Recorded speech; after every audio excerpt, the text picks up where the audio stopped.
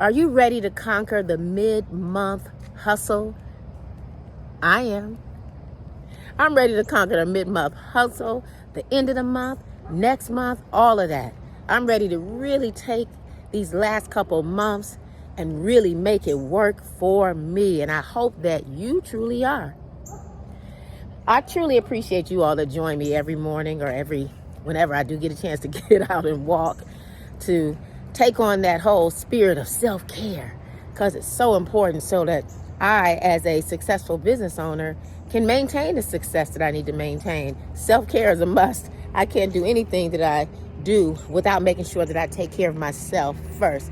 Again, my name is Danette Moss, aka the Strategy Lady, and I'm coming in today to ask you that question. I had posted it, I think it was last night, went out last night on some platforms and earlier today, this morning on other platforms, where I asked that question: are you ready to conquer the mid-month hustle? And I talked about us diving into some things. So I'm going to dive into a strategy or some strategies that I believe you need to simplify and reclaim your time as we take our walk. It's going to be about 10 minutes or less, y'all, because I like to only walk that long. I got other things I got to jump in and do. So here's a couple strategies that I really truly believe female CEOs can actually use to reclaim their time. First things first, we need to prioritize ruthlessly. I'm doing this on purpose. Do it ruthlessly. Prioritize. Identify those tasks that truly align with your business goals. You have to. If you don't, you're going to be all over the place. You really are. So focus on those high impact goals that you have. You got to. And then you can consider delegating or eliminating some tasks that don't really truly contribute to that goal in mind, or those goals in mind. Next, I truly believe that we need to effectively delegate. You really have to. What do I mean by that? Trust your team. For those of us that have team members, we have to learn how to trust them and empower them to take ownership of those things that you gave them, those tasks at hand that you gave them. When you give it to them, trust that they're going to make it happen. Make sure you have the necessary things outlined so that they can do it in its most effective way. Delegate effectively not only lightens whose load? Your load. It lightens their loads too, right? So I think that's going to be extremely important. It also fosters that sense of responsibility among the team members. Okay? So definitely make sure. That's a big one. A lot of us as business owners, we like to take a lot of different things back. Stop taking it back. Give it to them. Let them do it. Next one is time blocking. Good morning. I like to do a lot of time blocking because time blocking truly helps me in a major way with a lot of different things that I do.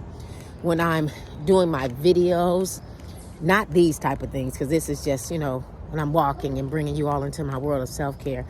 But when I'm in the studio for like TV shows, when I'm dealing with the podcast, I time block. If I have people locally here in Atlanta, live in a studio, I'll have at least 2 to 4 people with me, time blocking, where I can batch out and get some recordings done, pre-recordings done, so that I can maximize my time. Studio, it costs. It ain't free. So time blocking is really important. So create dedicated blocks of times for what? Specific tasks and types of work. This will help you minimize, it's in my opinion, maximize too, but minimize multitasking and enhance productivity. I truly don't believe multitasking is something that we can really, really do because we have to stop and start, right? Also, the next big one that a lot of us tend to run from: utilize technology. Make it your friend. Make it your friend. Leverage automation tools to handle those repetitive tasks. One of those automation tools, one of those business management, sales, and marketing and automation tools you should consider is digital CEO systems. It's my best friend, and I'm sure it'll work for you. It's powered by Go High Level.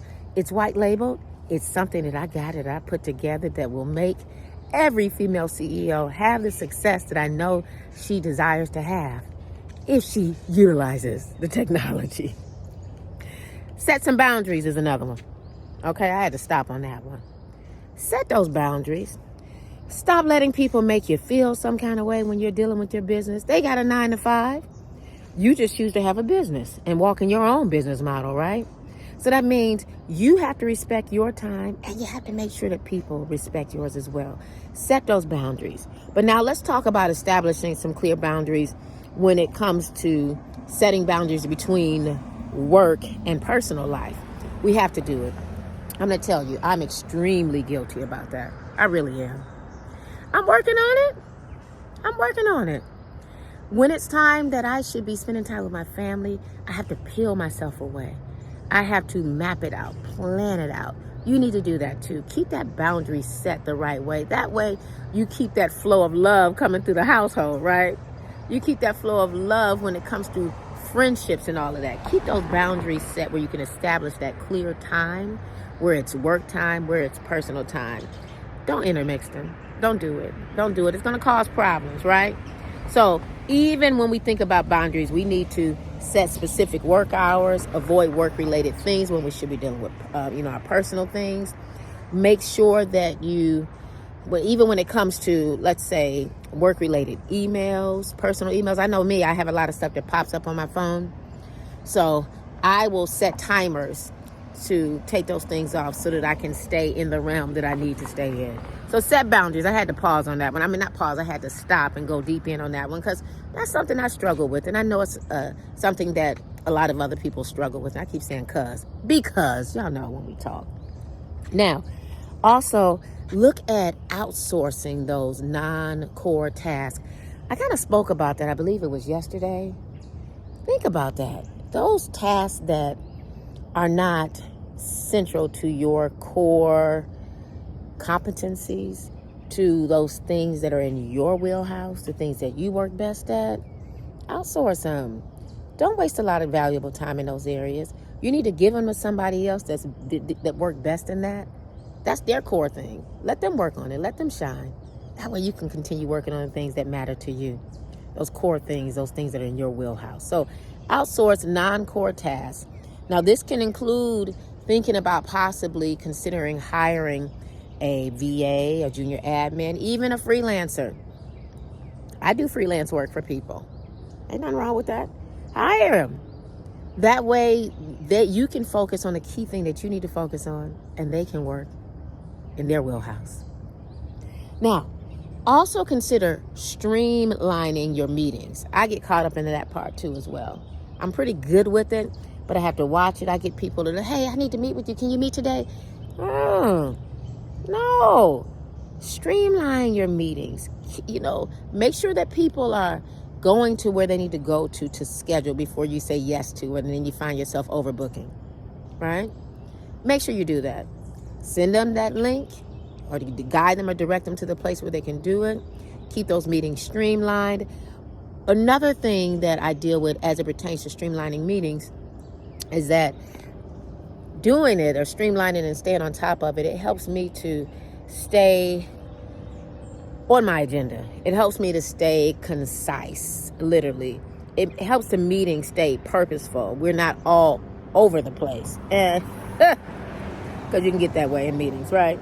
Set clear agendas. Establish those goals so that you can stay focused on why you're meeting. Doing it will truly limit those unnecessary discussions that we really don't need or we really just don't have time to have. I keep trying to figure out where to hold this thing at as I'm walking. Embrace the power of no. That's a big one. N-O. Learn to say no, right? You can do it. Say it with me. No. N-O. Without having to explain why. And last but not least, I want you to embrace learning. That wasn't last but not least, but embrace learning. Get those other key things that you really need to get in so you can be productive. And then regularly self-reflect. I believe we all need to learn how to do that. Reflect on the things that you really need to reflect on. Take the time to look at tasks and activities to make sure they work for you. All right? It's the Nasty Strategy Lady signing out.